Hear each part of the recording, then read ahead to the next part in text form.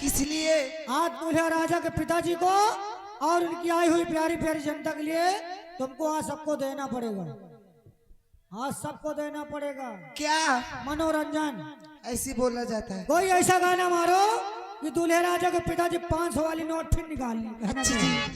Hello Rambali. Rambali सो रहे हैं। सो गए? ए मैडम जी, हाँ हो। मारो 50 ग्राम दूल्हे राजा के पिताजी को। अरे अपने भैया तो नहीं भेजोगे क्या यार?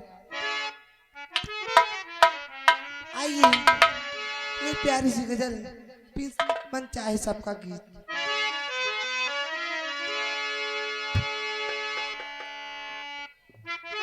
क्या कहना चाहती हो? हेलो। वो दिल ले के जा रहे हो, कैसे जिएंगे हम? दिल ले के जा रहे हो, कैसे जिएंगे हम?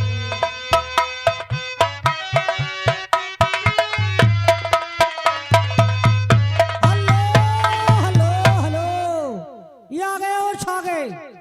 ए मैडम जी, क्या बात है? ये हमारे राम लखन जो कि ग्राम कामापुर रावत जी जी तुम्हारे लिए 21 रुपया दे रहे। क्या कह रही है? और उनका कहना है कि देखिए आज इस शुभ अवसर पे आई हो जी। कोई एक गजल सुना दीजिए। कहना क्या है?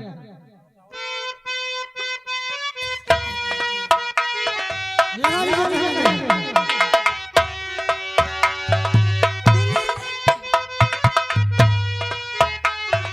कैसे जिएंगे हम जब याद तेरी आए, जब याद तेरी आए, आए रो रो मरेंगे हम।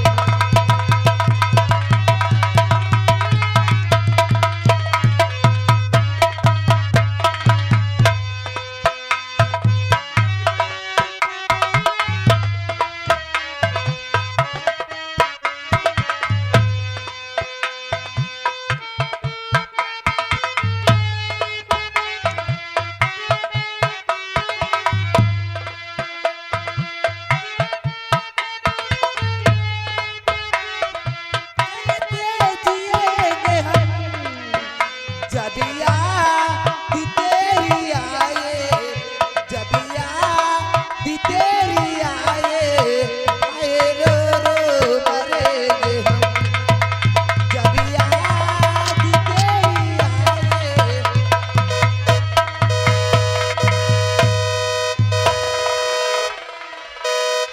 हेलो, अब दूसरी लड़की आ रही है। अब आप लोगों के सामने आ रही है गंगा गोमती एक्सप्रेस। गंगा गोमती एक्सप्रेस आ रही है।